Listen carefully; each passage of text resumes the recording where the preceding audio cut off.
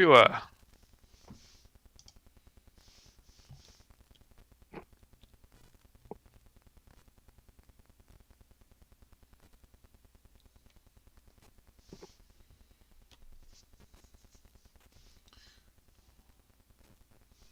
Sure. Alright. The audio seems to be working, which is wonderful. Hello, everybody. Thank you for joining us tonight. We're just getting some technical stuff out of the way for Greg's camera. Once that's done, he'll see his beautiful bearded face in the bottom left here. And we're getting everything started. We've got Lou the Lunatic and Gramgar who are going to be playing today. I only know Luke's list is going to be Weapon X, as we can see right here. So it looks like Black Cat, Bullseye, DeadPool, Honey Badger, Hulk, Kingpin, Logan, Rhino, Sabretooth, and X-23. Kingpin, I know he's been trying a Criminal Syndicate splash, so I don't know. I wonder if we'll see it. But this, everything, all the pieces seem pretty standard for Weapon X, minus a missing domino.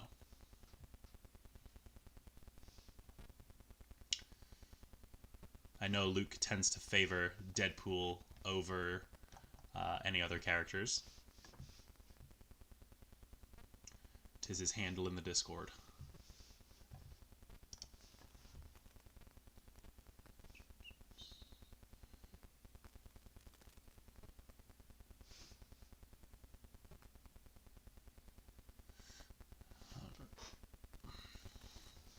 Okay, and I have no idea what Gramgar is playing, so let's slide on over. Ooh, okay. I'm seeing Asgard and I was gonna say and Defenders, but no, I guess there's 3 Defenders characters. So we're looking at Hood, Heimdall, Enchantress, Doctor Strange, Crimson Dynamo, Hulk, Scourge, Thor, Ultron, and Valkyrie. Now, he was talking about before when I went in to get the room password, and he was contemplating using Beast as a Beta Ray Bill stand-in, which I think actually that's what my Ultron might be for, actually, because he's got Ultron in there. You don't usually see Ultron too commonly, so I'd like to assume that that's what Ultron's there for. So I'm very excited because I just got my Beta Ray Bill today. Very excited to see him hit the table.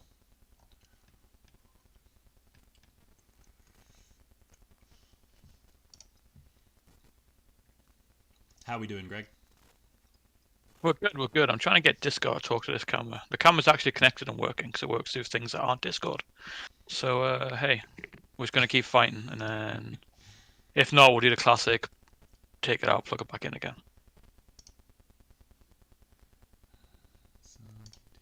Okay, I'm on video. You can still hear me fine, though, right? It's not the end of the world. I can hear you just fine, yeah. Nice.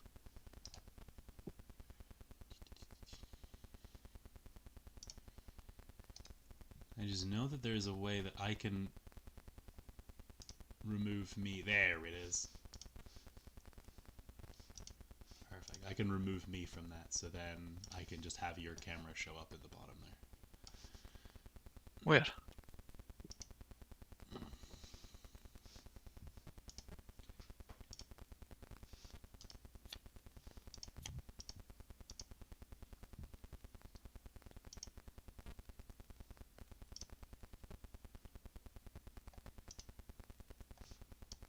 Alright, so when you do... Weird. It's alright. You'll figure it out, I believe in you.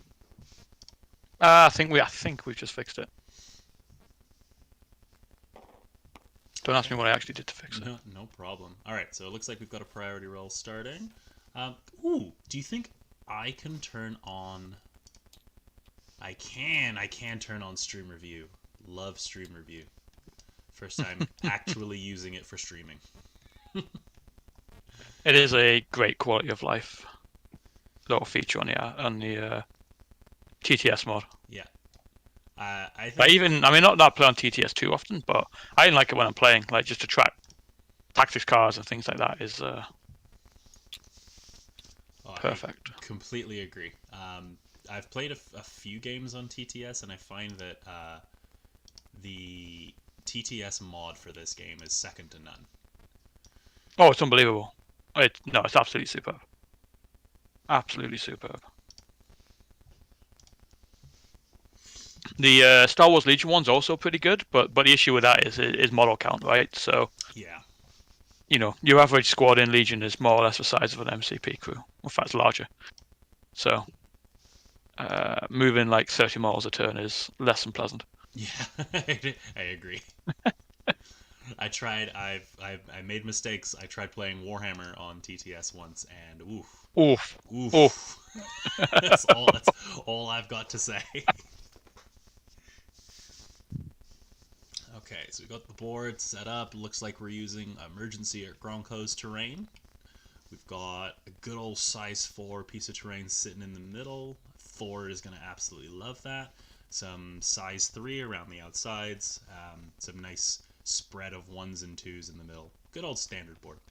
Ooh, Nice. Beta What is Ranger. important though is that size 4 piece of terrain, depending on where center marks land, can actually, the way they've got the board set up right now, it is on one side of that fire truck. You've got to be very careful on who you think you can crowd around it if we end up with a center scenario. You're absolutely right.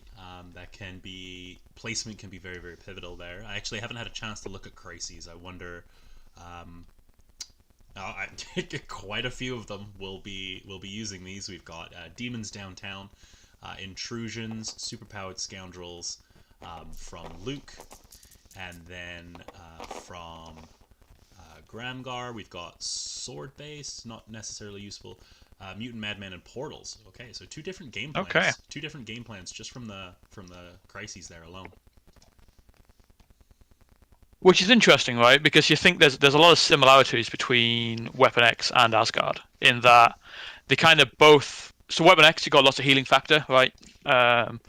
23 Wolverine, Honey Badger, Sabretooth, and then Asgard just through the leadership, you kind of have that. And so they both want to spread the damage about. They're both pretty fighty. They've both got a little bit of scenario play as well. But kind of, I suppose, say that Weapon X are leaning more into the violence, and Asgard are leaning more into the crowd control on that side of the scale. But it's not by much. It's not by much. They kind of got a similar plan, but a different way of going about it, I think. Yeah, that's it. Yeah, you raise an interesting point as well because Weapon X tends to have a little less control than Asgard does, but Luke has included a character such as Kingpin that gives him the option to move slightly larger pieces of terrain. And then obviously Rhino is Rhino. No, exactly. There are some decent terrain throws in there. You've got, Hulk Premier control piece, which you wouldn't think looking straight at Hulk, but that seems to be the best way he tends to play.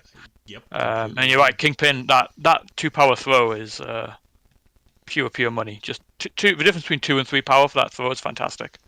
Absolutely. All right. And Crises have been Sabretooth. selected. Okay, let's go.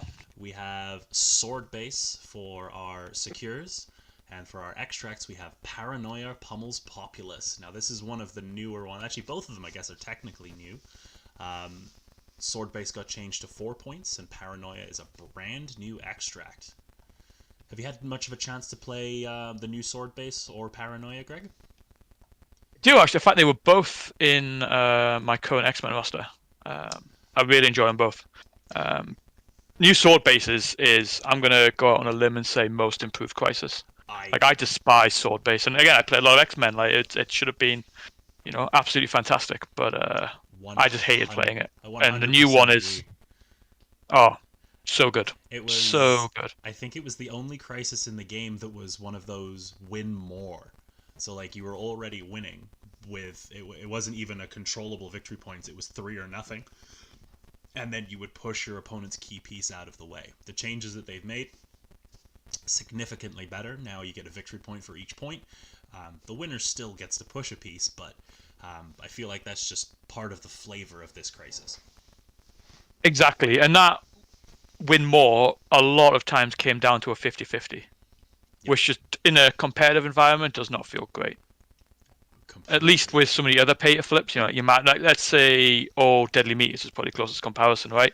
Same layout, still all or nothing, but at least you had the option to injure other characters, right? If they're on the injured side, they don't count as contesting the point. You can, even if you've got relatively low energy defense, there's a way to stack the odds in your favor, right? You've got a little bit of an out. With sword base, that didn't matter. It was just pure 50-50. Doesn't matter how many people are crowding a point. Doesn't matter what anyone's defenses are, anyone's particular state, as long as you exist, 50-50. Yeah, And that's, whew, makes for some tense moments it in did. an already kind of swingy game. Yeah, lots of games coming down to a single dice roll. Frustratingly. And then Oh yeah. Paranoia. Paranoia, I know you mentioned it in your X-Men roster. Um, I love it in my Weapon X because obviously with healing factor, I can go, I can pick it up, I take the damage, I heal it at the end of my turn. It's basically free real estate. The only thing that is problematic with it for me is the deployment K is 4 objectives along the center line. So if I do have to do that, if I'm going to do it, I'm putting myself into a dangerous position relatively early on. Yeah, and those 4 objectives aren't equally spaced either. You've got 2 in the middle, 2 right on the flanks, Mm-hmm. which is its own little puzzle when you start looking at terrain, you start looking at the matchups, you know, in terms of the models you've got across from you. Some of those are going to be safer than others. And the 2 in the center, there's an argument to be said they're actually the more important 2 because you automatically, if you can get those 2, you automatically will get the point for being close to a friend. Yeah, the bonus point. Yeah, it's a good spot to be, especially again if you've suddenly got a center secure point as well. Then those 2 particular paranoids become hotly contested. Completely agree. I actually really like what they've done with Paranoia.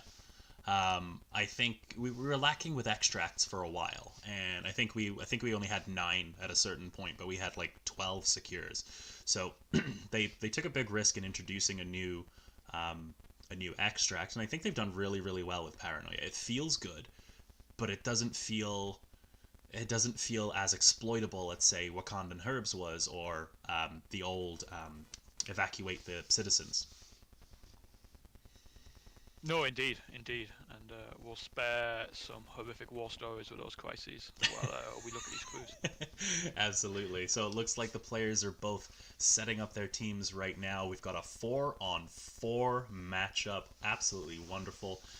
Lou the Lunatic, it looks like he is going for Hulk, Logan, Honey Badger, and Laura. So just based off of that, it looks like 15 was the threat that was picked. And then on the opposite side, Gramgar is going for Thor, Valkyrie, Hood, and Ultron, which I, again, can only assume is Beta Ray Bill, because the card is still out on the table there.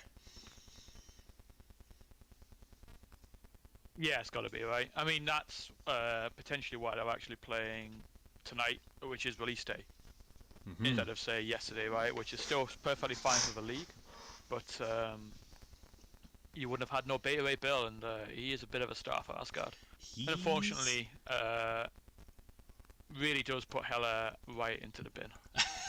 I've been trying to be optimistic about the new characters as they come out, but like you're right. We got the affiliation teasers for these new characters earlier this week, and the inclusion of Beta Ray Bill in Guardians unfortunately makes me want to drop my girl Gamora, which I never want to do, but unfortunately it's becoming more and more likely that Beta Ray Bill is taking her place. Yeah, no, that's fair. I mean, Gamora is an excellent killer, but unfortunately she's also in an affiliation that is your primary goal, right? It's very rare. I'm going to say you're going to deviate from that Star-Lord Rocket Group core. Mm-hmm. And adding Gamora to that, we're back to that kind of sword-based win more type situation. And what's really relevant here, and what I suppose Bill brings to the table that we're going to talk about, is the ability to move size 4 characters, which are not present in that core we talked about, and Gamora does not bring that to the table. No, there's and really relevant here because that's the way to move Hulk around. Yep, absolutely. That sword base. For people who haven't had a chance to check out Beta Ray Bill, let's have a quick scan of him right now. He's a about average 4 threat for his health line. 6 health, 5 on his injured, 4/4/3 defense. He's got a really decent builder in 5 dice physical with stun on the wild. Summon the Storm, personally one of my favorite attacks on a 4 threat, with the built-in reroll on a flight superpower. Wild Shock. And then God Hunter. Now God Hunter, with the crit wild hit, allows him to throw a character. There is no size restriction. Absolutely no size restriction. So not only did you mention he has a superpower that lets him move and interact size 4 characters, this guy can throw a Sentinel. If he rolls those abilities, rolls those triggers, sorry, he can throw a Sentinel at some poor unwilling fool. That's really good. That is really good. Oh, wow. Also, the fact that if he uses the odds of that are going to change, I suppose, depending on the size because of the character. But I'm going to go out on a limb again. But it feels it's going to be at least 30%.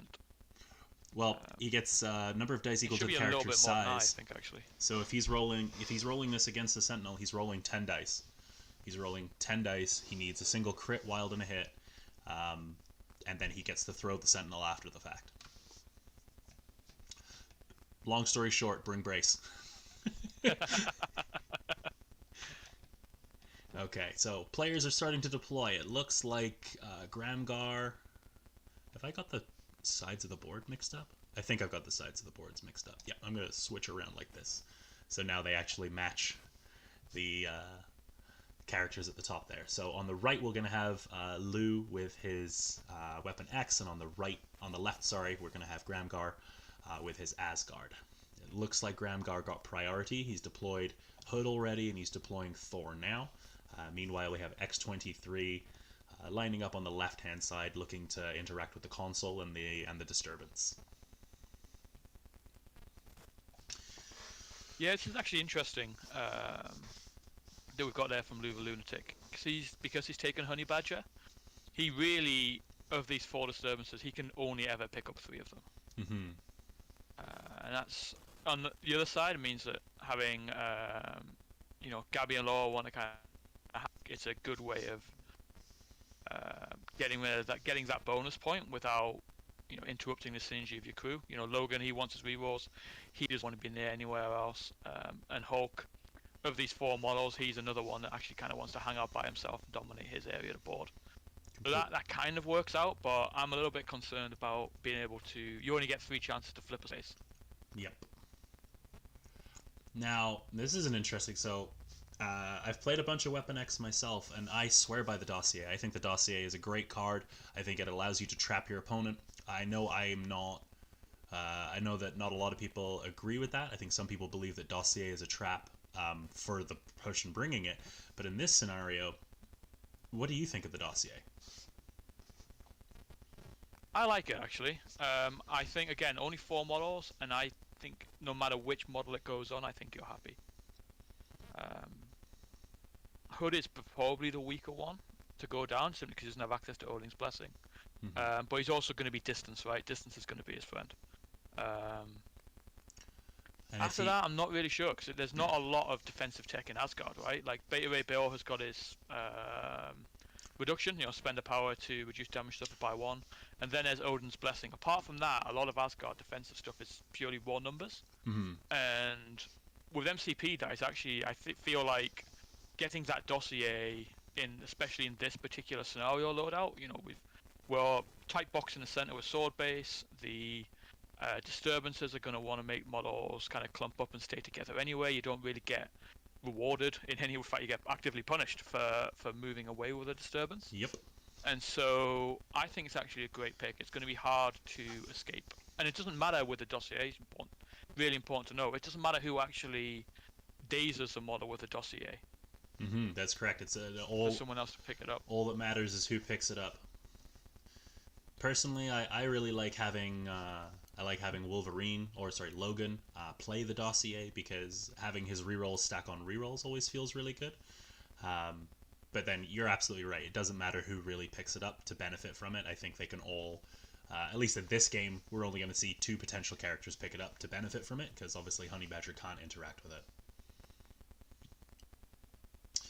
And it looks like... That's another good point. And I think going back to that trap conversation, it hunting it with only the character that played it is probably the trap. Mm-hmm. I would But completely agree with that one. so Oh, once you've got it, you're good. so Gramgar has elected to put the dossier onto Hood.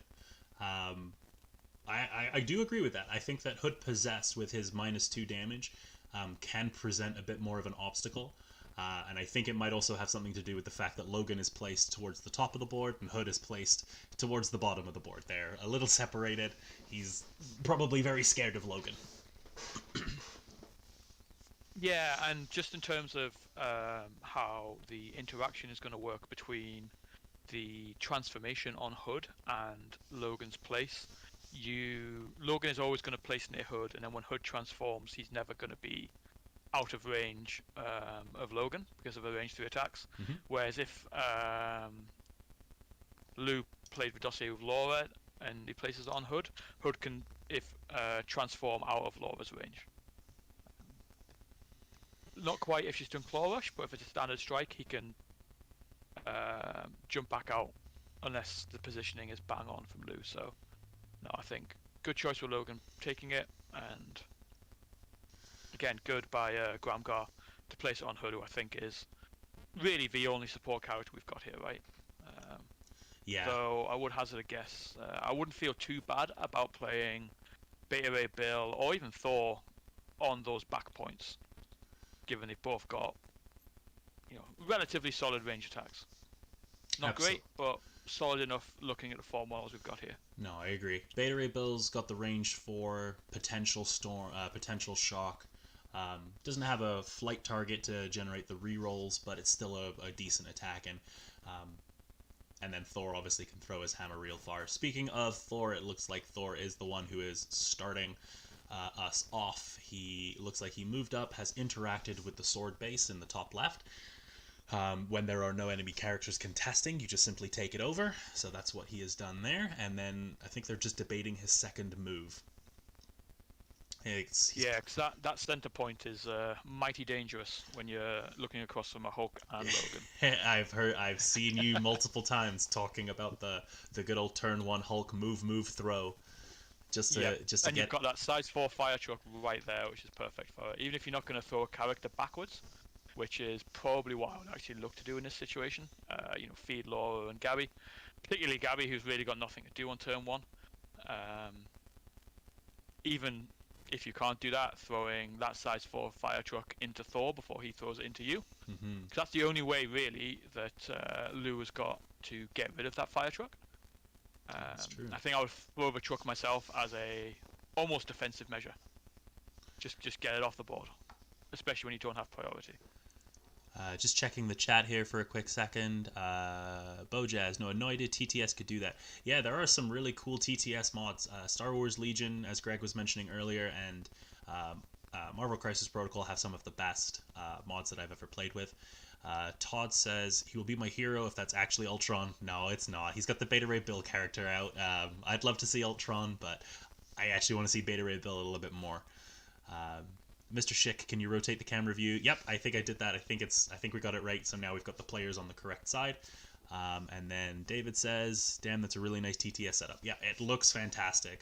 They've even got streamer options. So at the top here, I can show the dice rolls. I can show the team tactics cards, which we haven't gone over. So Greg, let's talk about that.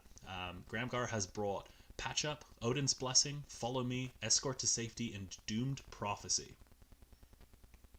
What do we think about that? That's a pretty solid Asgardian setup.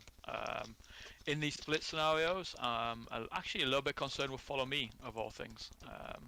You may struggle to get distance on it. I think you'd almost have to, if you're going to fight on the back points, the character you want to follow me to almost needs to be on the front point. Mm-hmm.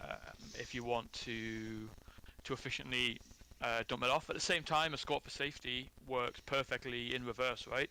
You stand on that back point, you can pull someone off the front point and out of danger, which is going to be pretty tasty when a lot of these characters have only got range 2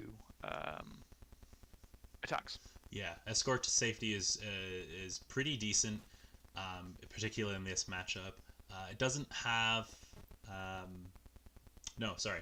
I was actually going to agree with you with the whole follow me thing. Whenever I see follow me, I look around to see who the ideal battery is going to be. And unless you get a really good turn out of Beta Ray Bill or Thor, I don't know who's going to be that battery, because everyone really wants to spend their power pretty regularly.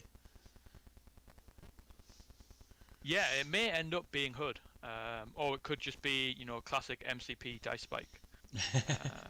The Well, one thing I do want to mention, actually, if we have a look at Laura Kenny's positioning, I think that Lou has been undone by the positioning of his fire truck we were talking about at the start of the game. yeah. It looks like his plan was to, and you know what? He's not playing X-Men. He wouldn't have had the power. Look at that, falling into old habits. I was thinking, you can't pick this up, Laura. You wouldn't have a movement anyway. No, So look. to interact with a point and then move short to get to the fire truck. Yep. So even if he had the power, he wouldn't have been able to make it. No, absolutely. Laura's first turn moved up. She interacted with the bottom right console here and then moved behind the truck. Her intent looks to be to climb up and pick up one of the disturbances the next turn. In response, Gramgar has moved, not Ultron, but definitely Beta Ray Bill, over to the disturbance and picking that up. So with the disturbance, he does take a damage. It does look like both players are currently discussing. If I was to hazard a guess, Corbinite Cybernetics, it says, if the character would suffer damage, you may spend power and reduce the power suffered by 1. As you can see, Beta Ray Bill has 0 power, so I can only assume that he spent the power and is negating the disturbance damage.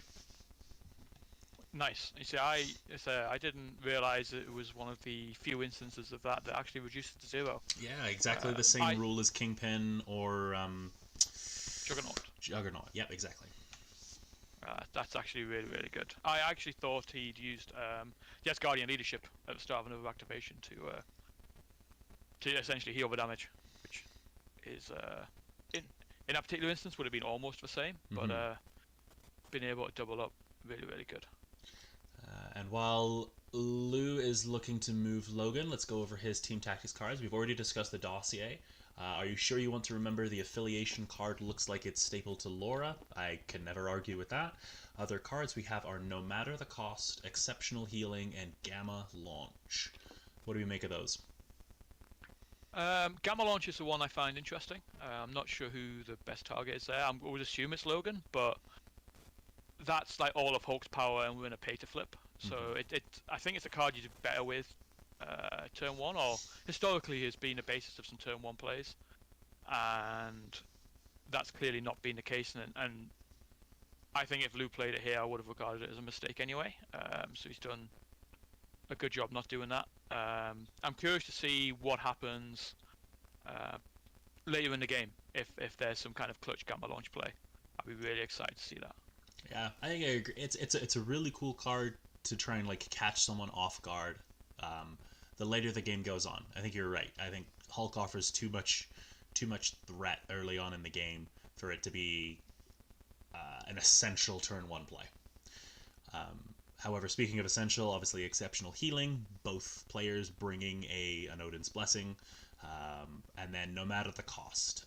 I'm a big fan of No Matter the Cost, particularly with Logan. To get that beam online, it can catch players off guard, or just a little cheeky extra power for someone like X-23 to put on her spender if for some reason she's a little power hungry. That's what I was going to say. I play it quite a lot with X-23, purely to get that early claw rush, because it comes with a medium movement and can be a great enabler. Absolutely. The difference between range 2 and range 3 is pretty huge. And then getting that free medium movement on top just gets you in position for another claw slash, which if that builds power, you get a daze, you can then chain into a frenzy. It can be a really good enabler. Yeah, it can be a really good catalyst card for an outrageous turn. Okay, looks like we've gone. So Logan moved on up. It looked like he picked up a center disturbance. I think they were measuring range 2 to X-23, and I think it was just out. So she won't be able to give. She won't be able to give the bonus point for the paranoia, but Hulk is still yet to go. So I don't think that's going to be too much of an issue. Valkyrie has moved on over to the flank. It looks like she's picked up the other disturbance. Yep, she's taken her damage. So currently looks like we're going to have a nice early tie round. Just about, yeah. I think Hood should be able to get within range 2 of Beta Ray Bill, as well as flip that back sword point. Yeah. I think you're right here. There's going to be a even score going to the next round. Now, priority will be going to Gramgar, and obviously, both players might be watching this. So let's try not to predict. But how important do you think that priority is going to be, particularly in this matchup? I think it's going to be huge. I think we're going to end up with. I think it's going to take a long time to start turn 2 or round 2, because there's a few things I think you would like to do. You know, you want to get Thor in the mix. You want to pass out some staggers. Both players are going to want to throw that size 4 piece of terrain. Neither of them have bought brace for impact. Something like Thor charging into Logan or Hulk with for Asgard to give a stagger, as well as potentially throw one of those two characters. You know, Logan size 3 as far as Thor's concerned. Hulk's going to be size 4. You can maybe follow that up with a size 4 terrain throw. You know, there's potential for a really, really explosive Thor turn here. Mm-hmm. Of course, Thor being Thor, there's potential for him to do absolutely nothing. Are we gonna get it? Are we gonna get? Decide what type. Are we gonna get Dark World Thor, or are we gonna get, first movie Thor? Oh, exactly. Yeah, there's it's gonna get very, very tense, I think. And the same is in reverse. I think Thor's the one you want to lead with, purely for that potential stagger. You know, with only 4 models on the board from Lou, and Logan and Hulk both having such great explosive potential. I think staggering either one, and okay, this is an aggressive Hulk. Oh, this is super aggressive Hulk. Okay, so he did the predicted move up, flip over the sword base, and now he's in a very. I think he's going to go for a throw. I think this is what we're seeing here. He's definitely spent the Neither 2 power. player has bought brace, and I think regardless of what you're thinking, whether you can either in range of Thor or Valkyrie, I think you throw this fighter choice doesn't get thrown at you, especially as you don't have priority coming into the next turn. He's definitely in range, so I guess the real question is, who is Lou going to be throwing the truck at? You're right. Brace hasn't been. I do need to double check. I'm going to double check Odin's Blessing. I'm pretty sure Odin's Blessing is just any. It says enemy effect, but importantly, it's this early in the game. There's no chance for there to be power. Only 3 defense dice, so it's throwing it at Valkyrie. Valkyrie blocks nothing, takes 5 damage, which dazes because of the paranoia, because of the disturbance. Wow. That is disgusting. That's huge. That is. If it's any consolation, especially so normally Valkyrie would have been able to heal with the Asgardian leadership, but Hood hasn't actually been yet. So that's I'm not sure if Lou's done it on purpose, but I'm going to credit him with it. That is a great insight and a great piece of play to get that potential daze. Now, if it's any consolation to Gramgar, he won't be able to pick up the disturbance because he doesn't have any power. But I don't think I can offer much consolation to that. That is aggressive, and that has paid off. Yeah, and I think Valkyrie's the correct choice because you don't want to give Thor power. You know, let's say Thor blocks 2 of that 5 damage coming in. So yes, he does take 3 wounds. He can heal 1 back with Asgardian leadership, but he'll be starting the next turn on 6 power. And that's big for Thor, right? He gets to charge in. He gets his for Asgard, and he's already got his strongest Avenger throw online. So you could potentially be looking Thor, start into Hulk, throw Hulk twice into Logan. That seems like a great Thor turn, and you've kind of taken some dice out of the equation there. Throwing at Valkyrie, she has less use for power. She can charge offense, but because Laura counts as size 3 for a throw, so does Logan, and Hulk is size 4, she can't actually move any of those characters. No. And the only piece she can throw near there are both size 1s. Yeah, I think that's a great target selection. two pieces of terrain, as you pointed out, that are nearby are the size 1. I mean, there are size 2s nearby, but that's just going to put you more in harm's way than anything else. So Hood is here rounding up the round. He has moved forward. He has flipped the console, which again makes it a 50-50 game. Nice tie. It's just a matter of what he wants to do for his second action.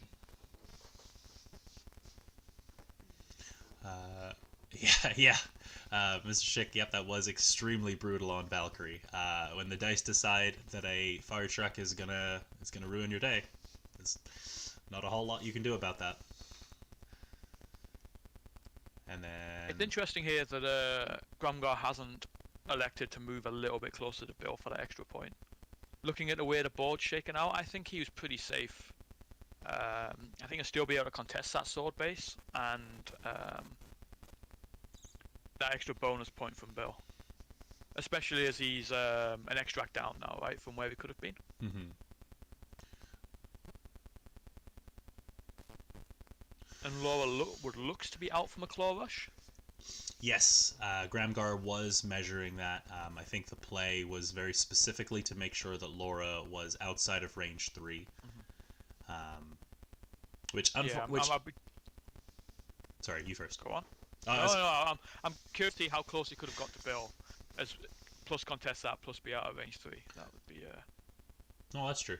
I was going to say. I'd love to see if it's a spot. Oh, sorry. I was going to say that the downside of Hood being outside of range 3 is it kind of neuters him as well. Hood's ranges on his normal side are both at range 3, and he doesn't get his charge until he's in possessed form, and he needs to take damage for that to happen first. Oh, he's moving Honey Badger back out of range of Beta Ray Bill there. I think I'd be tempted to actually leave her a little bit further forward and tempt that hit, because that gives Laura that 3 advance to get into range. Nope, I completely agree. I don't think Beta Ray Bill's going to want to try and double tap anyway. He's got the disturbance. He wants to get in that fight. Okay, looks like the players have finished the round. Do you think we're going to see a Doomed Prophecy from Valkyrie here, or is it going to be too early? I don't know. I haven't got enough reps with Asgard to know when Doomed Prophecy is a good play. It looks like he's gone. No, he hasn't gone for it. I don't think he's gone for it. I don't think it's a good play. I think round 2, Valkyrie becomes an easy target, and then suddenly, Gramgar's also only got the same 3 models that Lou does. Mm-hmm. I think as much damage, as much as you want to put a hideous amount of damage into Hulk, that then means Valkyrie has to be your first activation to really get some of that value, and I think Thor is the better option here. Alright, so end of round 1, Lou the Lunatic goes up 4-3. The key difference being the days on Valkyrie. Lou able to get the bonus point by having Honey Badger near X-23. Now, while X-23 cannot obviously contest points herself, she does count as an allied character to help score the bonus point for the disturbance. So 4-3 going into the next round, and Gramgar continues with priority. Power phase has been done, so now we're gonna see where he feels the important place to strike first is going to be.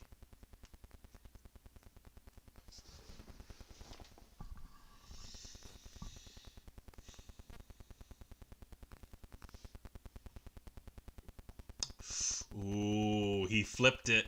He flipped it, Greg. He flipped it, dude. Okay, he's going for it. Oh, has he? Don't tease me, Gramgar. Don't tease me. I'm really not sure if it's what's the power cost? It spends 3. 3. So 3.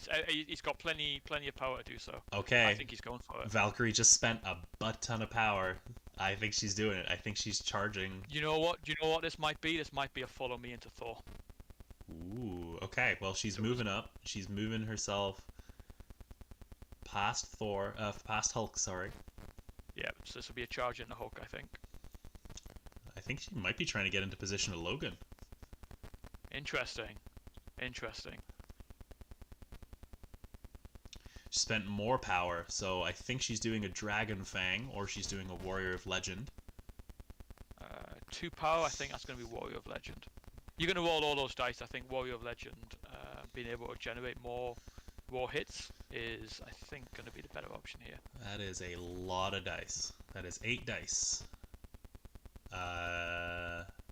Because you want that power for the follow me, right? So she's 8 dicing into 4 dice. Ooh, that is not what you want to see. That is not, but she does count.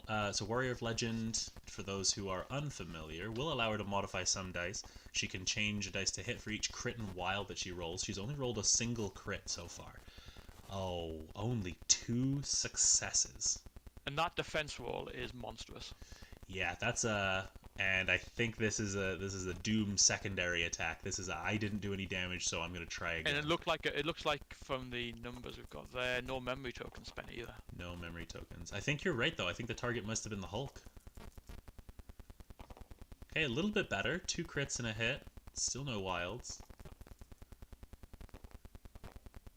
That's not bad though. That's another 3 hits on top of it, right? If he's Warrior of Legend again, which I don't think he didn't have the power. I don't think he had the power to it. No. He gained a single power from that. I think that we just saw. That's a gamble and a loss, I think. That is, I think, because now you do not have the power to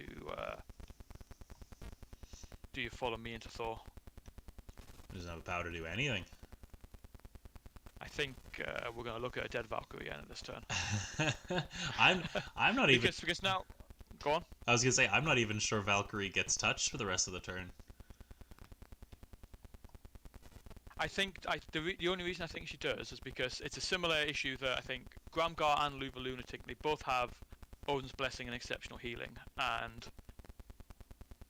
when you're playing against those cards, you want to make your opponent using that card as cheap for you as humanly possible. Mm-hmm. And I think now you've got a character that this turn won't be rolling defense dice and is on their injured side. If Gramgar wants to keep Valkyrie alive, he is going to have to use Odin's Blessing.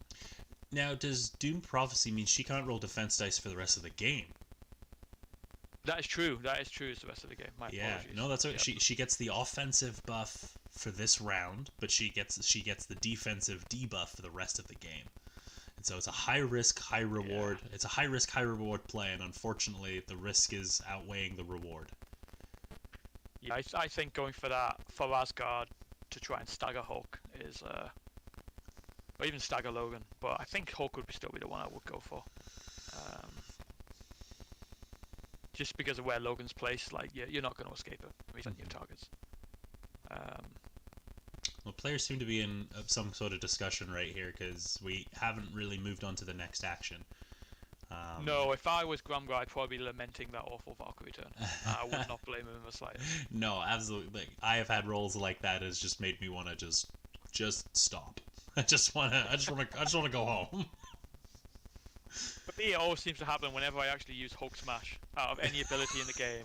When it's like, I'm rolling 8 dice, all I want is 1 wild. That's it. I don't care about any other dice, just give me that 1 wild. I was gonna say this. Never seems to show up. I was gonna say the same thing. Our last game at Game Chamber, you had a Hulk Smash turn that just Hulk did not smash. he did not roll that 1 wild. Yeah. And there was dice giveth, dice taketh away. Yeah, that was for, I suppose, all the other people who were not there. That game ended 2019. It was one of the closest games. We don't have blowouts, you or me. We have close games. That's the closest game I think I've ever had. That was insane. All right, so I see 7 dice in Luke's tray. Looks like Hulk is swinging. And it looks like his target is going to be Valkyrie because Gramgar, as we discussed earlier with Doom Prophecy, he doesn't need dice in that tray. He's gonna take this on the chin. I'm surprised actually. I'm surprised he hasn't gone for Thor. There's lots of other people who could go for Valkyrie. Mm-hmm. And that's 3 damage. 3 damage that Valkyrie just has to take, and he's doing it again. And now we do have Odin's Blessing online, and do we take it? I don't think he needs it. Not like that. We don't. I don't think he needs it. Oh, it's gonna be enough. He does 2 damage there, and Gramgar's just gonna take it. I think that's correct. I think Odin's Blessing would be a waste. I completely agree. Yeah, Gramgar's gambled and lost, and I think he's acknowledged that fact. And as painful as that is, fair play to him.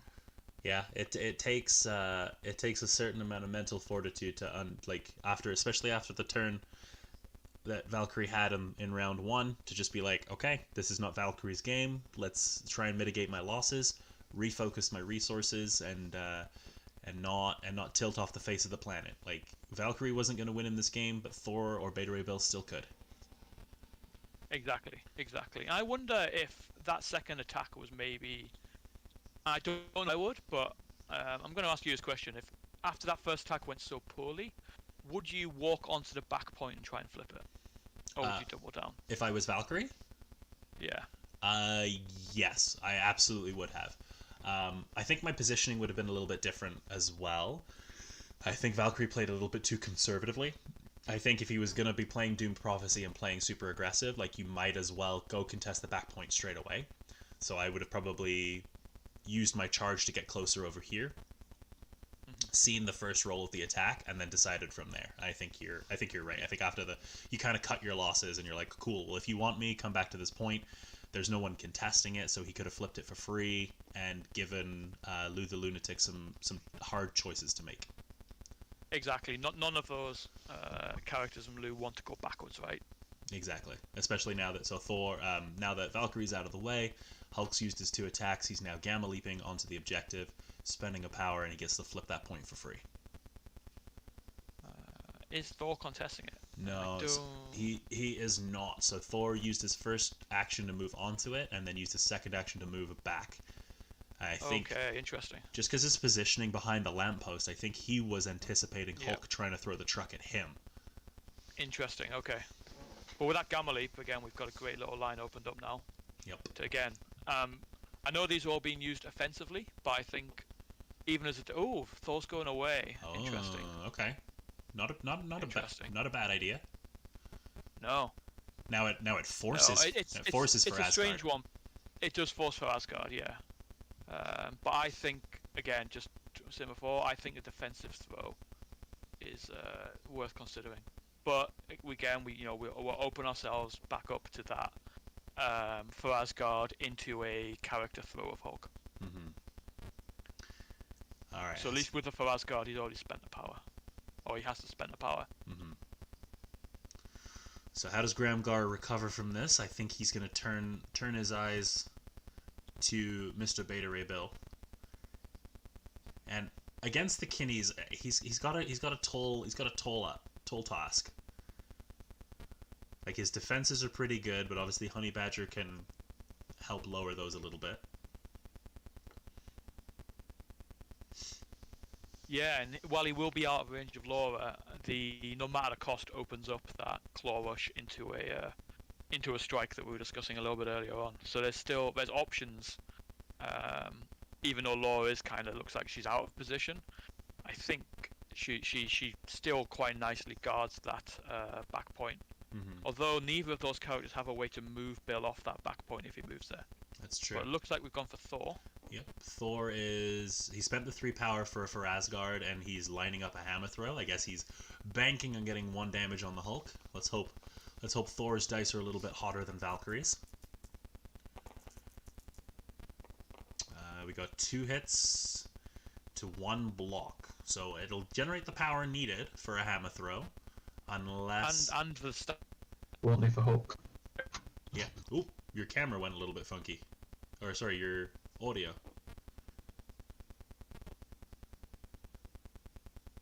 I think I've lost Greg. Greg, I cannot hear you.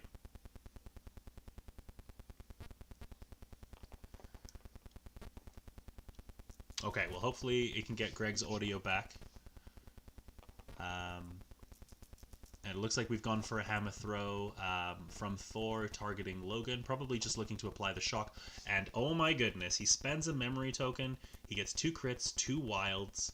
He blocks 4 of the 5 damage. Logan takes 1. Wow. Still enough to give him the shock, but he can't. Gramgar is going to have to dig deep into his mental resilience to be able to keep focus on here. Indeed, yeah. I thought it was interesting that Hulk didn't flip the point. He I'm not used entirely sure what he did with a 3 he power used there. the power to throw. Interesting. But I was thinking with the power from Dazing Valkyrie, right? You should have 5. You should have started the turn with 8. Oh, sorry. You should have been at 8, and then he uses 3 to gamma leap. Yeah, no, you're right. You're right. I think there's Another 2 to throw. He should have had the power to flip. I think there might have been a little bit. Maybe he's rushing a little bit. I think he's missed out on some power there, and flipping that point. Again, you've only got 3 models that can flip these consoles.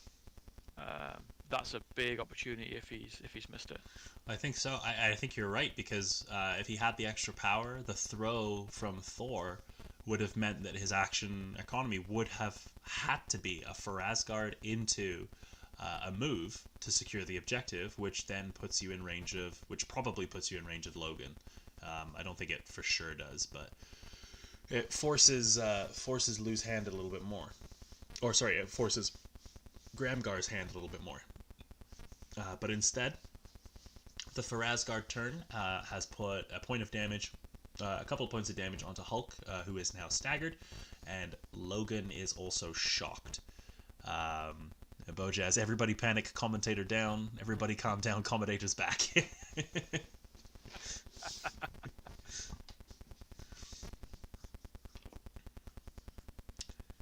Yeah, I think you're absolutely right. I think the missed opportunity of having the power economy to flip over that point now I feel it gives Gramgar less of he panicked a little bit less this turn because I feel like the only real opportunity to interact with the objectives is going to come from Honey Badger.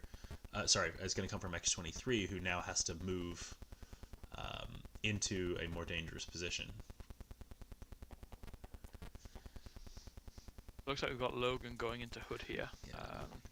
I've actually done this before, thinking, you know what, it feels like a 50-50, and I don't know if it is. I think if Hood gets to unload on Logan with his Mystic Pistols, that is a very cheap way for Gramgar to eat through that exceptional healing that Loveable Lunatic is bringing.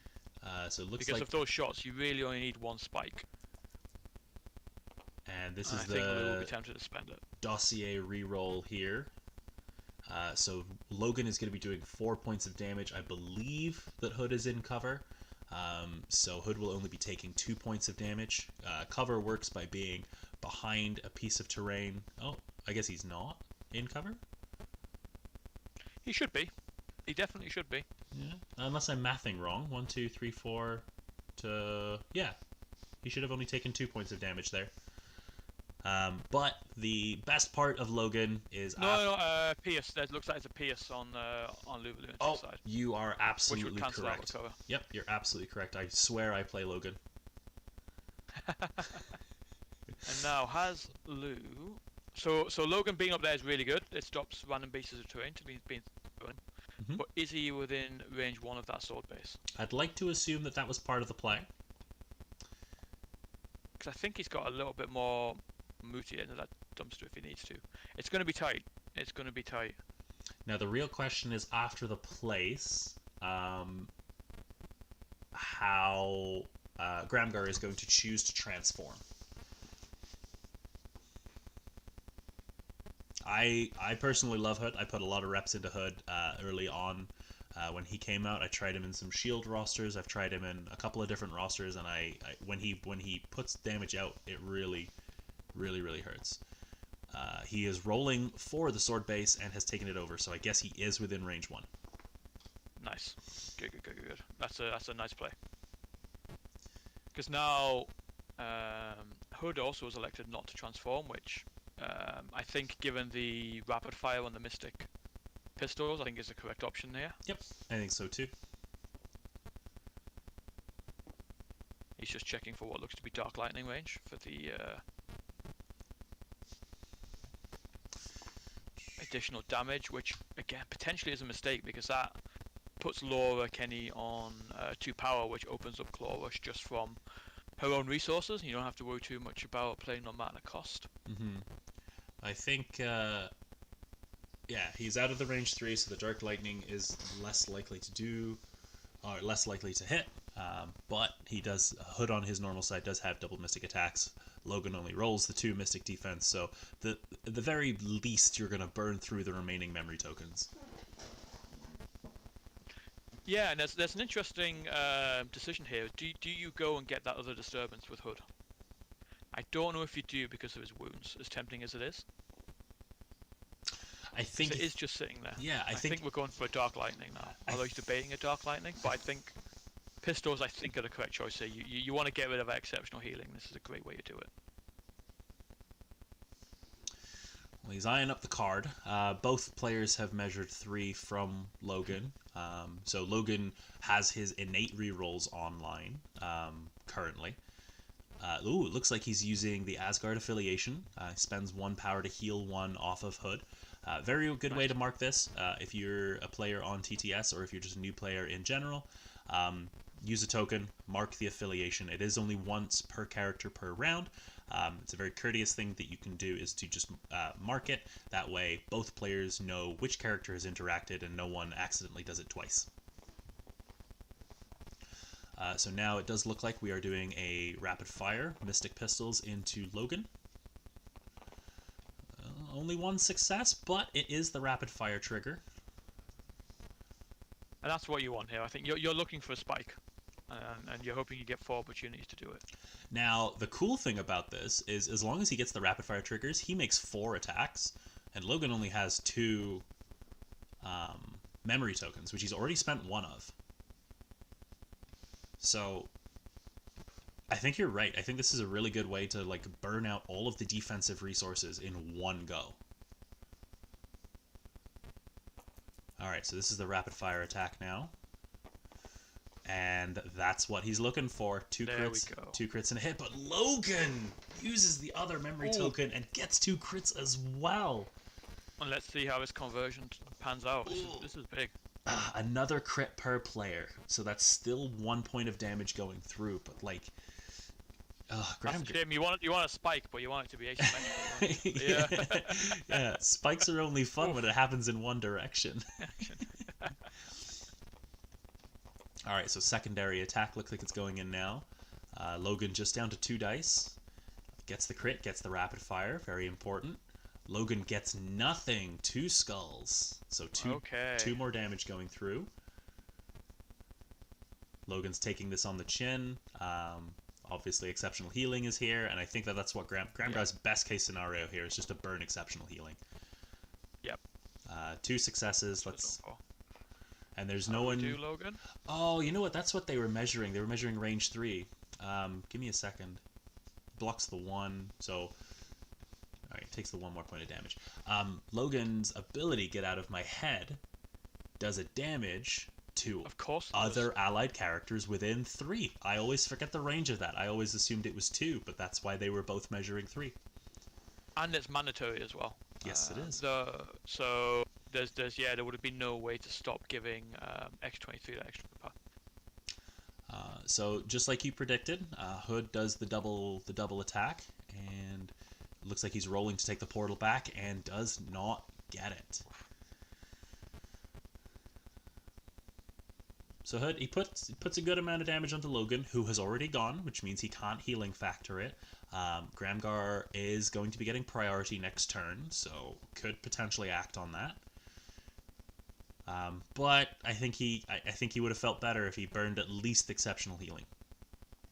Yeah, and I think if I'm Gramgar, I'm looking at that particular area of the board now, as that is where I'm going to start. Going into round 3 is that okay? I've got an opportunity here to again that use of exceptional healing is still online. Hood I don't think is going to want to really move from that spot, and taking Logan out for a turn, it's taking away a model that can flip points. It's a good place to look at the current board state. Now, if you're Lou, are you looking at that disturbance and then just moving backwards? You've already got a lead. You've got 3 of the 4 sword-based points, so you can be pushing people away. Yep. Is that what you go for? Keeping a key character out of the fight, or at least stopping a key character from double tapping, can be very, very important. Yeah, while they're having a think, let's say you are Lou and you've got 3 of these sword bases, right? Who would you push? Who am I pushing? I'm likely pushing Thor just with the current board state. He's got 0 power. He's only going to be generating 2, which means that he can't for Asgard. He's going to have to move to get on and contest the point. Or sorry, it's only a short push. Sorry, he'd have to move at least, but then he'll just move attack as opposed to doing a for Asgard. So I'm pretty sure it's Thor. That would be my choice as well. Is exactly right. It's backbreaking for Thor right now. Yeah. Missing out on that stagger again. Missing out on the a chance to generate power. A chance to throw. Big move. Now we've got Laura moving up. I think just 1 move to get within range 2. I think Lou smells blood in the water here. I wonder if he's being too aggressive. I think if I'm Lou here, I think X23 picks up that disturbance. That way everyone who has one have one. Mm-hmm. And I back off to that console near beside Honey Badger. Well, he's definitely picking up the thing. He doesn't have the power. Now, are we seeing a no matter the cost? We are. He is spending 2 power, and we are claw rushing onto Hood. We are pressing the advantage. He's going for the jugular. Not bad, because he still has the option to back off here if he wishes and guard that rear point. Exactly. Like, he doesn't need to move towards the target. He can just advance medium back towards his back point, like you were saying. This is probably best of both worlds. It is. It's a really nice little play coming in here, and it's worth noting he's only taken the 1 damage for that cost. Angry Laura. Hood has obviously spent his power, so he counts blanks, and Pierce, that effectively negates Pierce. But that's still 5 against 2. That is 3 damage. That is enough to daze Hood. Unless I've miscalculated once more. No, I think you're right there. Bang on. Yep, that is exactly right. 3 damage. That's enough to take him out, and now we're medium moving. Let's see where he ends up here. This has not been a great turn for Gramgar. No, this is the hole to dig himself out of right now. He does have a fully... Okay, Hulk is staggered, but Hulk is still pretty healthy, and Hulk can do a fair amount of work. And it's going to be interesting to see where Lou decides to move now.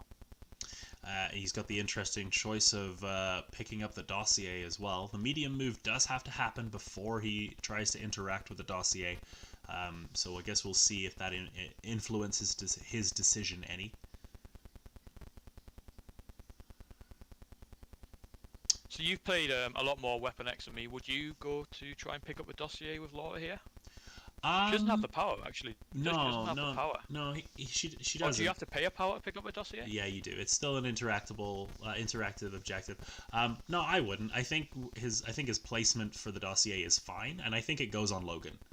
I think Logan with extra dice, and then I think that Honey Badger and X23 retreat to the top half of the board, and I think that Logan just picks it up and deals with Hood and Beta Ray Bill by himself. Yep. Yeah. It's actually interesting. I think we've got an illegal placement of Laura there. She shouldn't be overhanging that dumpster. That is 100% correct. And to make things worse, I think that's a mistake. I think he should have backed off and protect your lead. Nope, and I'd agree with you there. So just for clarity, for our players who are maybe not or are looking to get into Marvel Crisis Protocol, the way that terrain and model placements work is if your entire base does not fit over the footprint of the piece of terrain that you're on, it is an illegal placement. In Warhammer, I believe they call it wobbly model syndrome. In this case, your base has to fully be on the piece of terrain. So Logan's placement here is just, I guess, technically a little bit more to the right, and he'd be perfect. Laura's placement here, as you can see, the shadow overhangs the terrain here. That is illegal placement. It looks like a interesting move here by Gramgar. He's advanced to one console and gone for his 50-50, and then he's now trying to interact with the other console. So you can actually interact with the secures more than once a turn, but they have to be different secures. You can only interact with the same one once. So taking away that 3-1 advantage that Lou had there. And my heart goes out to Gramgar. He's lost 3 50-50s. No, just the 2. He's lost 2 50-50s for these sword bases, which hurts. But he is not getting pushed this turn, which is very, very important. As we were just discussing, that could have been absolutely backbreaking, especially from this position. But he has prevented the push, and there's no way that Honey Badger can flip that back. No, but I don't think there's a place for Gramgar to have Beta Ray Bill outside of Honey Badger's range 2 there. So Bill is going to take a little bit of damage in return, and this is a good opportunity for Lou to get that Odin's Blessing out the way relatively cheaply. Mm-hmm. You know, Honey Badger, she's not going to be flipping any points. All she's doing is reducing defense and providing her own little bit of damage here. But it looks like she's going to go hang out with Laura. Yeah, I wasn't sure if Honey Badger would double tap. I feel like one of her moves would be at least get within range 1. I might be eyeballing it wrong, but Logan looks like he might be in range of Beta Ray Bill, so like that could have been a really good way to threaten the priority, because then you're kind of making sure that Hood or Beta Ray Bill goes first. That way Hulk he doesn't get necessarily punished. Hulk's not going to get punished. He's only got 3 damage on him. I don't know what I'm talking about. Oh, it looks like we might have had some damage actually. It might be that one swing you were talking about coming in now. So yeah, this is Honey Badger looking like she's going into Beta Ray Bill. She's rolling 2 successes to Beta Ray Bill's 4 blocks, so no damage there. No, now, it's a shame, but it's not the end of the world, I don't think. Now Lou did roll... So we got 2 crits, which means he rolled 5 dice. So that was actually a spender from... Was it a spender? No, it couldn't have been. She has 2 power. No. Her basic strike is 5 dice. Oh, right. I always forget. With the 2 crits. Yeah, and she's the... Gramgar has got a... Yep. Yeah, she's the only... He rolled a couple of crits as well. Only 2 costs in the whole game that has a 5 die attack as a builder. It's wonderful. And Pierce. Are you forgetting your beloved Rocket Raccoon there? I did. Oh my lord! I am forsaken. For shame. It's all about the side. I've been playing so much Weapon X recently that I haven't. But no, you know what I did get? I did get my Agent Venom. Agent Venom's here. The Guardians are coming back. Okay, so Honey Badger moves on. She's standing on the objective. Okay, so that's the end of the round. So 2 more points for Gramgar, 3 more points because of the disturbance, which again he's not getting the trigger for. And then Lou goes up from, he was at 4, goes up to 9. So he's getting 1, 2, 3, 4, 5, and then 6. Right? No, 5. Two sword bases, 2 disturbances, and then a bonus point. There are 3 disturbances on his side. X-23 looks to be holding 1 Wolverine and... Oh, Hulk does have 1. Yeah, sorry, my apologies. No, 6. It's okay. He seems to be missing a victory point there. Right? Yeah. 2 sword bases for 2, 3 disturbances, plus the bonus. I think he's just forgetting the bonus, because these 2 will definitely trigger each other. Yes, definitely. Okay. I think Honey Badger should trigger quickly as well. Well, even if Honey Badger doesn't, X-23 and Logan are right next to each other, and they both have them. Oh, yeah. No, they should be fine. Yes, David, someone is having a problem with counting. Okay, so we're getting straight into the action of round 3. This is a 6 die attack, so... Yeah, this is probably... I think we should have had a transformed Hood as well, because he's been dazed, right? He has been dazed, yeah. Okay. But we're rolling some dice here. We only rolled 2 defense, so I think this is another Hood attack into Logan. I think this is an Empowered Lightning.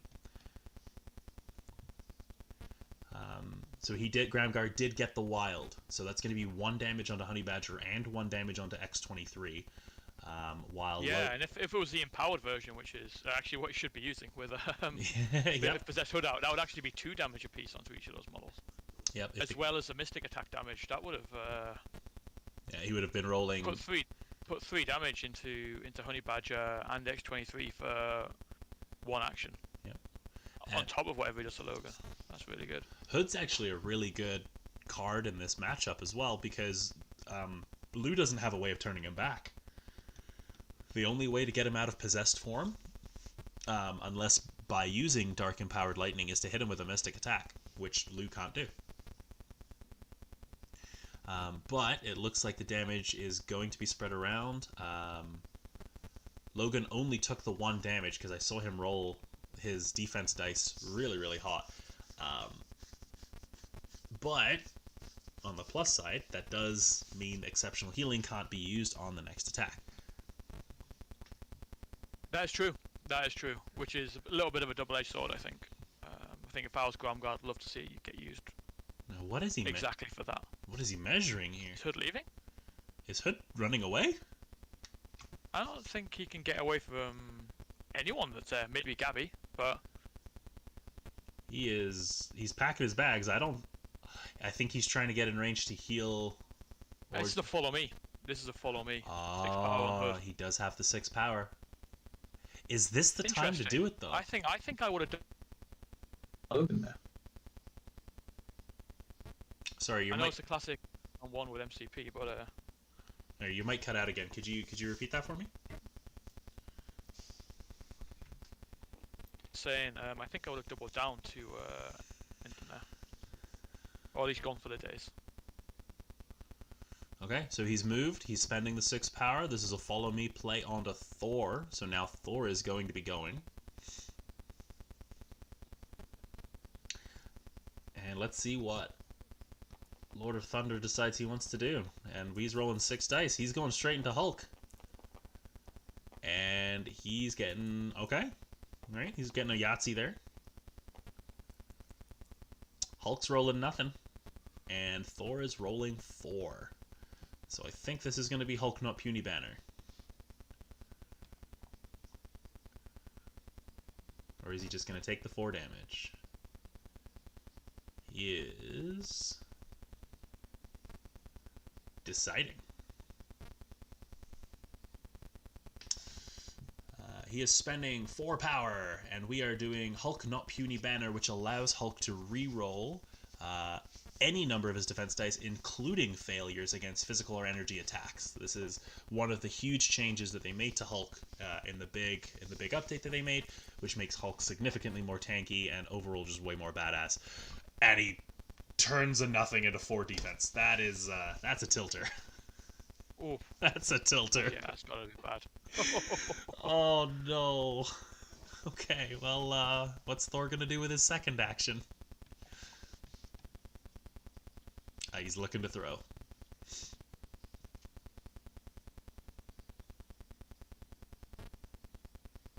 I don't think he has the... unless he's already spent it, I don't know if he had the power. I don't think he has the power. I think he's probably looking to get 1 more power. Oh, sorry, you had the... my apologies, you had the wild in his strike. Ah, yes, good and call. And that was for Hulk. Nope, good call. He could have thrown Hulk into that size 1 there for an extra point of damage, but with Hulk only being on 3 wounds, I think him off the 4 to get the extra dice for the attack is the correct play here. Looks like he's just gonna throw shock. Oh no, both of those characters were already shocked thanks to Dark Lightning. But this is a potential way to daze Logan. I guess so. So spending 1 power, we are hammer throwing. Let's see how many defense dice are pulled out. It is 4. It is Logan. And that is 3, 2, 1. 1. So that is going to be a dazed Logan. Exceptional healing won't get around that. Even with cover, it's still only blocking 2. So Logan is dazed. I don't think I need to tell Gramgar how underwhelming that follow me turn was. I was about to ask your opinion on it. Yeah, did you think that played to do follow me there? I think you hit the nail on the head earlier. I think if you're I think you double down with Hood. He should have been transformed, so an empowered Dark Lightning could have done significantly more damage. and especially because it's a mystic attack. You know what? He had targeted Logan with a mystic attack, and he did not do the splash damage onto Gabby or Laura, so another missed window there.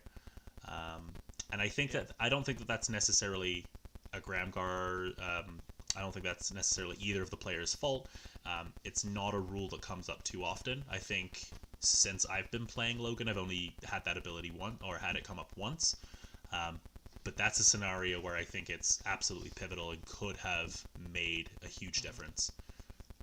Yeah, even just from a points point of view, right? Let's say if Hood dates Logan, Hood gets the opportunity to pick up a disturbance. He gets the automatic flip on a sword base, and if Ace did come through with the extra dice from a empowered Dark Lightning, because it's 8 dice compared to 6, 2 extra dice.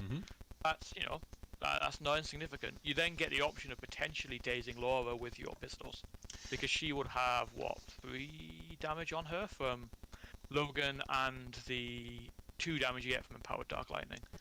That could have, I think Gramgar might have missed a pivotal opportunity there to swing the game back. It's also worth noting that empowered Dark Lightning, while you're in possessed form, does 2 damage to each target for every wild.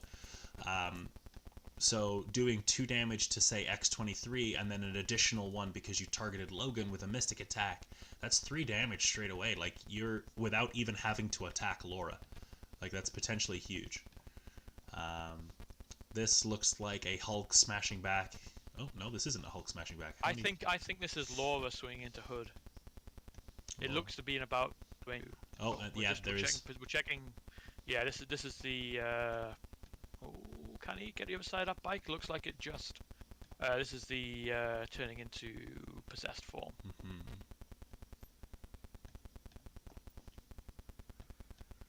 Yeah, you know what? I think the bike has a larger template than the image. The actual bike. Yeah, I think just to add to Gramgar's misery right now, even the board seems to be against him. Because, Poor Gramgar. Todd says, "Flip the table." That's it. Yeah, this. You know what? Yeah. I can admire Gramgar. We've all been in a situation like this. We've all been in a game like this, and flipping the table feels like the only thing you want to do. He's giving in. He's flipping. He's moving over there. Yeah, you're right. That was. I think the most important thing is he's outside of 2. Unfortunately, Laura Kenny has 2 power, and that's exactly as much. How many dice? He rolled a lot of dice there. Laura was shocked. I'm actually surprised he was rolling that many dice. But now that Hood is in his possessed form, he does have damage reduction of 2, which is crazy good. Yep. And now I think if I'm Lou here, I'm looking at an empty point, and that's also tempting. I think that's where I'm going.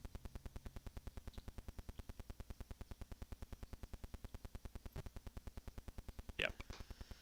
Oh, he has the dossier. He was getting 2 extra dice minus the 1. Oh, okay. Of course. Okay, Laura picked the dossier. Yep. Oh, I suppose Logan's dazed, right? That makes a lot of sense. Yeah, that also explains the long move that we went through there. So he's moving over to the point. He is flipping it, and there is virtually nothing that Gramgar can do. No, it does even things up a little bit though, because Beta Ray Bill, he has the option to walk to either of the other 2 points and flip that back, but you can't get to both. So I think that's a good way for Lou to preserve his lead there. Okay, so all we have now is a Staggered Hulk and Honey Badger left for Lou, and Beta Ray Bill left for Gramgar. And it looks like he's using the affiliation ability off of Hood to keep him. This ability right here with a character that can reduce damage by 2 that's brutal. That's a lot of health to chew through.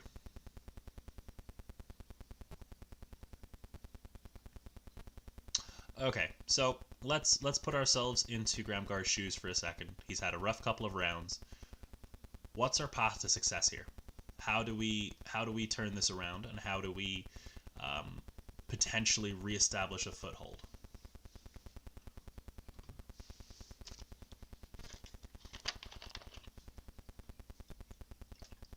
I think he's missed his opportunity. I think the opportunity was what we were talking about earlier with the empowered Dark Lightning into that cluster. transforming back and then getting a couple of shots into either Logan to get the daze on Logan, or into Laura if you manage to daze Logan with the empowered Dar Lightning, because you'd only be looking to take 2 wounds off Laura. And okay, he would have exceptional healing up, but you've also got the opportunity for a second shot. Mm-hmm. So, and then that would also get you a disturbance. It would get you a console flip, and that does open up Thor for 1 hit from Hulk. But you've got Odin's Blessing, so unless Thor, Hulk does straight up 6 damage to Thor, which is unlikely. Not to say it wouldn't happen. We've just seen something, sitting up in the Valkyrie. Don't say that, Craig. The point I was going to say is I would regard that as worth the risk to keep your follow me going. Todd says, yeah, Laura picked up the dots. Yeah, I realized that after. When I only realized it when he put down the long movement tool, because I was like, he rolled a lot of dice, but completely missed it. Okay, so Hulk moves up. Looks like he's ending his turn. Yeah, he ends his turn. He just moves up, so now it's just Beta Ray Bill and Honey Badger. So I think you're right. I think Beta Ray Bill comes over, picks up this point. He's already got a disturbance, which means he can't go and interact with the other one, but he can at least try and put some hurt down onto somebody. I think it's an interesting question he's got here, because if you're Gramgar, because that back point behind Hulk and Laura is in some ways a safer one, right? But he's got the option here that once he's flipped, he can move again, I think, to stand near Hood and try and get the extra bonus point from his disturbance. So either way, this way you gain an extra point, but you are being pushed quite far back. You're almost being pushed off the sword base points, right? And you're already forced to go into loot models. Ooh. And you're gonna have to push back deeper. Interesting. Okay. Okay. He's going for the 50-50, I think. Can he make it? Ooh, that's gonna be tight. They don't seem to be measuring it. I think they may be gentlemen's agreeing this. I was kind of curious as to why he put himself directly in range of Honey Badger. Does he get it? You know what? Looking at Laura's base. Is he? Gramgar. I mean, he's playing to his outs. Is what you should be doing in this situation. No, absolutely. He's still within 2 of Thor, so he's getting his bonus point. But that's, again, that would be a great. That would have been huge. Turn, right? That's a push back on someone. Probably Logan, actually. Just push Logan away. That would have been superb. When does the push happen? Good question. In the power phase. It is still power phase. Yep, I was just double checking because if it happened in the cleanup phase, then Logan wouldn't have been an applicable target. Okay, so it looks like Honey. Oh my God, is there a home for her in there? No way. No, I don't think so. No way. I don't think so. I think you're right. I think strangely, if Laura wasn't there, there is. That would have been a scary place for a Honey Badger to be. I think she's still with 2 movements. If you just sacrifice the 1 hit, I think you still get within range 1. There's a really nice home for her right there. Even that, I think you get range 1 of Thor, and I think if you move to the other point, Lou moves to the other point of the thing. I don't know if you're going to get Hood here. No, for range 1. Hood's not in. Hood's not in. No. I'm not sure if Thor's in. Is my point. I think if you moved a little bit further away from Hood, actually, you would get Thor and Bill in there. A little bit of a missed opportunity there, maybe. I think you're right, but it's nice and aggressive. Nice and aggressive. I like it. So it looks like she's done her single move. She's now going to throw an attack into someone. It's just a matter of who she's going to go into. As we already mentioned, Hood is going to be reducing damage by 2, so that means that you really need. And it looks like she is going into Hood. Oh my God, Honey Badger, what are you doing? Honey. Okay, so that's 5-0. Blocks, reduces by 2, so that is Hood taking 3 points of damage and surviving with 1 health. Yeah, that Asgard leadership really came in clutch there. It absolutely did. And what's really important here is with Honey Badger's positioning and the power she has, she can then use her, I don't know if it's called Too Dangerous to Ignore, or whatever that taunt ability is. Ankle Biter? No, it is. It's called No, too it's dangerous to ignore. Yeah. Yep. Yeah, there we go. So now that's going to severely limit what Thor and Bill, more Bill than Thor, to be honest. Thor at least will have the power to throw Asgard away from Honey Badger, but it's going to really limit what Bill can do. Yeah, Bill's throw is attached to 3 powers, so Thor will be able to throw her out of the way. But is that what you really want to spend your power on at the beginning of the turn? I think Thor could throw Asgard away from her. Yep, that is also true. Right, you get an opportunity to stagger Hulk. You can probably throw Hulk into Laura. Like you've got some options there with a good Thor turn, getting away from Honey Badger. She is really tying Bill up a little bit, which is again great value for Lou. Right, 2-point model. He's not overly concerned about it. Tying up a 4-point model, which unfortunately we haven't really seen too much out of. Like that medium move has been really well showcased. You know, he's done a great job of being that like workhorse.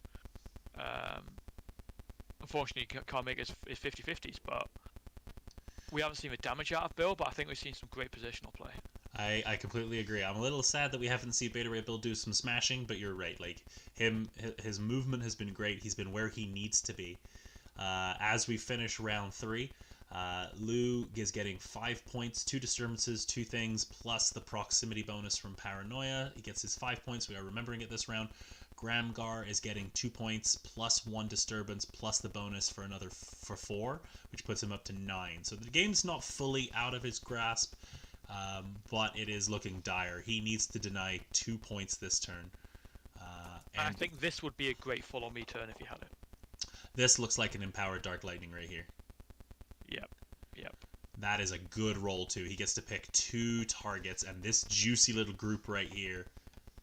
And given that 4 defense, I think this is next 23 with a memory token. Yep, because you would have got one from Logan dazing. Oh, Honey Badger. Interesting.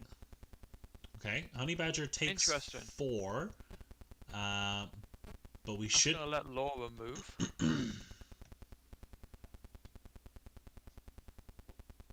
Who's gonna take the damage? It looks like we're gonna spread one of them over to Logan. So he gets to pick a target for each wild. He rolled 2, so he's gonna pick 2 targets, and they take 2 damage each. If you pick Logan here, does that trigger the damage onto Honey Badger or Dazer? No, because Logan specifically has to be targeted by a mystic attack. Damaged by an enemy mystic attack. So this isn't he's not technically taking damage from the attack, he's taking damage from... That's a good one for the rules forums. Huh. Yeah, I know. Because it's not... If it was a throw, would that still count? I don't know. But, I guess in my head I want to say, like, no, because it's the attack's effect, not the attack itself, but, like... Attacks are effect. I don't know. That's because this could be a big deal, right? This could be a days on Honey Badger. The rules forums. David's writing a note. Does empowered lightning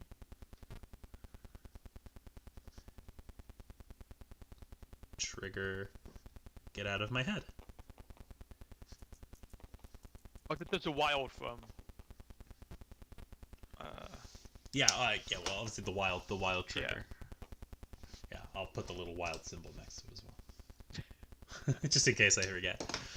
David, what's Gandalf the White doing in that banner? What banner? This one? Oh, I didn't see that. It is legitimately a poster. Lord of Clarings? Why is it inverted? Oh, there you go. Oh. No, I think it's Greek, right? It is Greek. I mean, he's who knows? He's many other questions. Wait. Who's the man's allowed hobbies? What's going on? I've never actually noticed that before. Good eye, David. Okay, it looks like Honey Badger's days, so I think maybe there's been a follow-up pistol shot into Honey Badger to take her out. Yeah, so Hood would have transformed automatically back into his normal state, placed closer to the disturbance, I think, in an effort to try and pick it up, and he went back into Honey Badger. He is within range 2 of Honey Badger, I think, so that might have been a too dangerous to ignore proc. Given Honey Badger's power, I don't think it was. I think it was just a straight attack into Honey Badger. And the damage was spread to Logan and to Laura from the Dark Empowered Lightning, sorry.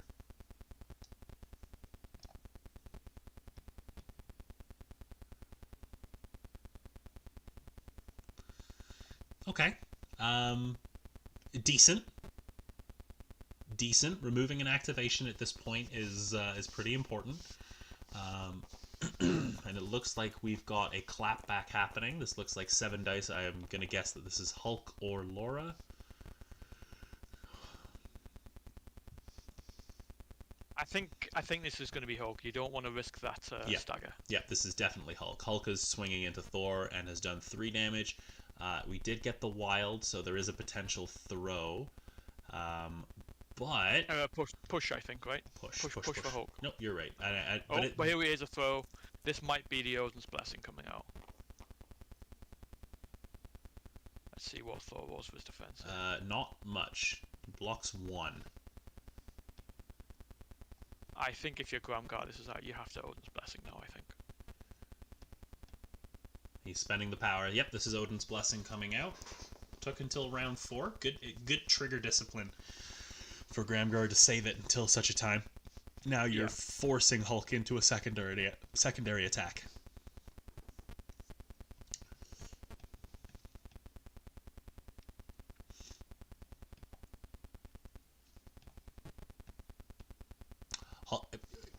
David, funny that you should mention it. Hulk does have an ability, an attack called Hulk Smash. He has 2 really cool effects that trigger off for a wild. But Greg, I'd like you to go over the likelihood of you rolling that wild when you need it, please. It is far less than you ever think it should be. It should be. It should be 1 in 8. It should be 1 in 8. Yep. I mean, I joke about it, but it has won me a tournament. Where Hulk threw and staggered a Malekith. Nice. In a similar tight game. You're talking about getting two outs, and that was one of the ways to preserve points. Mm-hmm. And the Hulk roll was awful. I think I got 1 hit, but that 1 hit out of those 8 dice was 1 wild, and that's all I wanted. But every other single time in I don't know the past 12 months, you missed it. No. Ooh. Interesting. Okay, so we are seeing Hood spending 3 power to escort. We are escorting Thor to safety. Great play. Escort to safety is range 3, correct? Yep. Within range 3. Range 3. Yep. 3 power. Yeah. Yep. This is great. Really good escort for safety here. Absolutely. So now Hulk he's 1 action down, and if he wants to stay in the fight, he's gonna have to he doesn't have the power for Gamma Leap. No. Wait, what? Because he used it for the throw, right? Yep. No, that was really well played by Gramgar there. Thor sitting on the 3 power to charge back in. Unfortunately, he won't have the power to heal with his leadership at the start of this, and still for Asgard. So I think you've got to flip a point and accept that Thor is potentially going to daze. This looks like 3 successfuls into 2 targeting Beta Ray Bill. I'm going to guess that Beta Ray Bill spends a power and reduces the damage by 1. Yep. Yeah. No, not true. 3 to 2, and he took 1. No, I think that's okay actually. 3 power on Beta Ray Bill opens up God Hunter. It opens up the throw. Mm-hmm. I think that's again. It's risky, but if you're Gramgar, you're pretty far behind. You've got to make these types of plays. I completely agree. And now you've got the option with Bill and his. I believe it's called Honor Bound, but it's like pseudo aggressive. Yes. To get in range of Hulk, you can throw Hulk into Laura. You can punch Hulk a couple of times, and you're kind of trying to take away one of those activations to try and prevent a flip of the consoles and get a disturbance out of someone's hand. Okay, now this is what I wanted to see. Beta Ray Bill has just spent power. I think he's about to God Hunter. I really hope he's God Huntering here. The ability, is it called God Hunter? Yes, it is. Such a cool ability name. Now, does he get the throw? Ooh, Ooh, hold on. Hold on. He's missing some dice. He's missing some dice. Thor is using the affiliation ability. Interesting. Interesting. I think that's a mistake. Good, if 4 power, fair enough. But 3 to 2 is. Oh, he needs to take another power off Thor there. There may have been an error there because I don't remember him being at 4 damage. I remember him being at 3 before the escort to safety. I think he must just be clicking some buttons. Okay. Oh, was this a for Asgard? But Beta Ray Bill Looks like just measuring it out. Beta Ray Bill just spent some power. What am I missing here?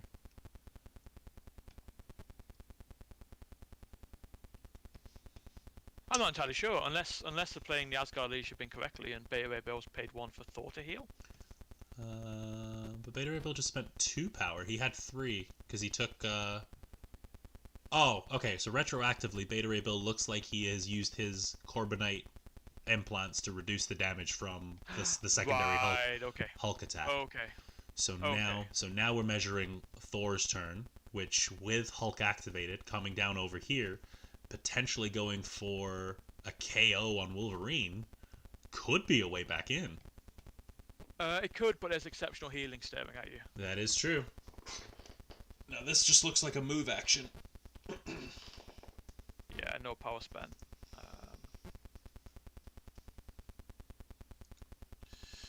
Where are you going, God of Thunder?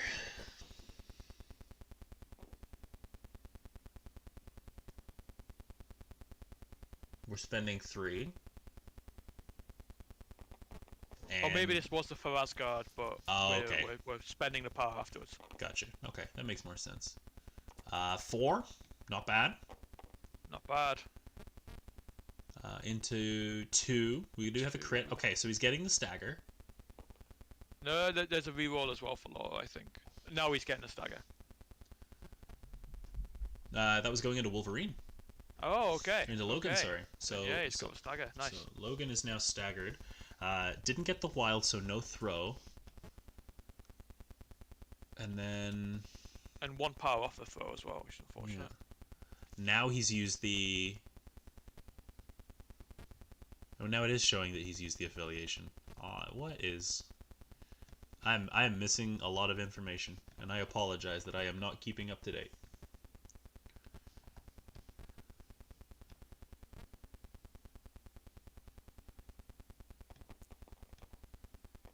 And then we're doing a secondary attack. Looks like we might be targeting... We're targeting Logan again. I think he is going for the KO here. And that is 4. That's a great roll from... That's a great roll. Gramgar. Unfortunately, I think it's going to be exceptional the way. Hey, No! Interesting. Okay. I think Gramgar just pointed out that he has exceptional healing. I saw Okay. Okay. What a gent. that. You know what? Hats off to Gramgar. You're having a rough game. You're getting stomped. Sorry, stomped maybe isn't fair, but you're having a bad. The dice aren't going your way, No, he's going for it. Okay. and then pointing out to your Logan opponent, down. hey, just so you know, you have exceptional healing. Logan is off the table. That is not something I would have expected this turn, because you're right, exceptional healing was online. Yeah, that would have been a great use of it as well.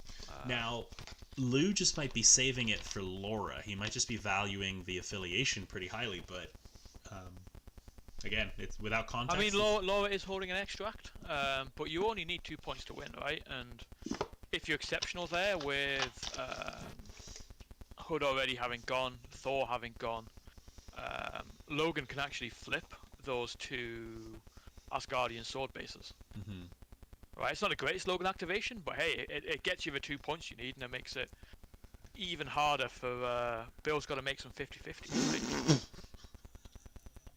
Right? Okay, so as Thor's last thing, he threw Laura into the Hulk. Hulk doesn't give a shit. Hulk takes 1 damage because she counts as size 3, and Laura takes the damage. But that's kind of it. Okay, so that's Thor done. So now it's just Beta Ray Bill to stop Lou from scoring 2 points. Hulk is holding an extract, X-23 is holding an extract, and there are 2 points. Beta Ray Bill has a lot of work to do. I think it looks like Lou from his measurement here. He looks like he's okay. He can't get with disturbance. I think we can only carry one per character, but that long move is really coming in useful. I think he's going to try and flip a console with it. Yeah, this effectively puts the game entirely beyond Gramgar's reach. Because then there's just too much for Beta Ray Bill to do. Yeah. And again, I think a couple of missed opportunities with those Hood and Thor activations, just to attempt to flip points. Yeah, it's one thing that it seems we've talked about Bill, only failing those 50-50s, but Bill's also been the only one making the 50-50s, attempting them on Gramgar's side of the board there. So it's true. It looks like we got Laura just punching into Bill here. Okay. 4 with a pierce, 5 with a pierce into 3, so that should be 3 damage going through. Corbinite implants will allow him to spend a power to reduce that, so he could take 2 if he wants to. Yep, and I think it looks like this was a claw rush, so she'll be moving medium, and then she's got a long move on top of it. I wonder if that was he wasn't sure if he'd make it with a long move. That might actually that might just be a dossier roll because she gets 2 extra dice. I think that was a builder. Oh, tasty. Now she's spending. Oh no, 2... he moved medium. He moved medium. I think he's forgot the extra dice. You're right. And I think he's just gone for the claw rush, and then he gets a long move after this to maybe even actually flip that back Asgardian. I don't think sword base. That'd be really difficult for Bill to get. I don't think it's going to be entirely necessary. That's 5 with a pierce into nothing, even with the Corbinite implants. That looks like a dazed Bill. Yeah, good night, sweet prince. That is an and she's just going to roll the dice for the sake of it, I guess. There you go, 6. Oh. Nice. Okay, 6 even with the 1 dice reroll. Yeah, that was the second attack. Was the second attack was a claw rush there. Okay. That is Bill down. That is a point flipped. That is the game. We are out of activations for Gramgar, who will valiantly end his turn with 9. He'll end the round with 9 points, and Lou is going to be going 1, 2, 3, 4, 5, and he doesn't get the proc on the disturbance. So he'll be going to... No, cause even though, Honey Badger looks to be close to Hulk, she is dazed, and the current ruling is that dazed characters never contribute to victory points. Absolutely right. So that was a very good game. That was I think you're right. There were a couple of opportunities for Gramgar to potentially turn the game. I think Hood was definitely one of the pieces that could have turned the game. A couple of missed opportunities, but overall, I'm going to go back to something that you said at the very, very start of this game, which was the sword base being the most improved secure with all of the changes, and I don't think we got a single push this game. I think that it was 2-2 the entire game. Yeah, and good job on both players for the awareness of that. They both played it pretty well. I think it's interesting. I haven't played Weapon X, but I've played all of these models with X-Men, and I've played a lot of Asgard, and I think Lou was actually probably more aggressive than I would have been in his situation, and I think Gramgar was a little bit more passive than I would have been in his situation. It was interesting to watch it. We got the aggression paid off for Lou nice and early on with Valkyrie taking a bus to the face, and I think that tilted the scale a little bit early on, but I think Gramgar did a decent enough job at trying to figure out his outs and trying to play to them, and it got away from him. And I think it was a couple of 50-50s away, I think, of having quite a close score, as well as the pushes, right? We talked about Bill. I don't think Bill made one of those 3 or 4 50-50s that he attempted. Yep. All right. Well, So that looks like, I think if memory serves, this puts Lou the Lunatic up to 3-0 in his first ever TTS League appearance with Weapon X. He's been doing pretty well. I think Gramgar was 1-1 going into this game. I think he was paired down, but he's given us a lot to think about. Like even though I think, and you're right, you mentioned it. Even though we haven't been seeing the aggressive side of Beta Ray Bill, having a medium base model on a medium move gave him a lot of room. Like he was threatening pretty much this entire these 3 points. He could move across and he was getting into position where he needed to be with relative ease. And generating that 2-power return over his I'm Asgardian but I'm not really Asgardian ability. He will always threaten 2 points. Yeah. Right, and you're right. Sitting on that inside corner of the sword, he guards 1, he threatens 2 more, and he can flip either the point he's standing next to plus 1 of the other 2. It's that was great to see Bill in that little pocket. Actually, it was really really well played. I'll have to catch up with Lou at some point after this because I'm still a little bit confused about the exceptional healing miss, whether that was intentional, if he was aiming to save it for Laura, or if it was just an actual miss and they just kind of gentleman's on it, because it did very much look like Gramgar was trying to remind him that he had the card. And then Lou just might be being Canadian about it and being like, no, I forgot, I'm going to take this one. Which, yeah, fair play to him. Fair play to both players, if that is the case. Absolutely right. Very well played. All right, I'm gonna. I don't know if you want to follow me. They are in the Discord channel. Did you want to try and hop in and see if we can get some kind of yeah, let's some have a dialogue chat. with them? Let's have a chat. All right, so they have their own room. So if you go to the Lou the Lunatic's room, all right, I'm gonna hop in there right now. Yeah, no problem. I'm gonna spend a while finding it. 2 power to Gamma Leap away. You can exceptional healing that so he can't leave. Mm-hmm. Like, that's not a terrible time to use it, but usually you want to use it to save an activation. And it needs to matter. And also, don't use it just to save an activation if that activation is going to switch who has priority. Because maybe you want prio next turn, and you're like, I can take the hit now.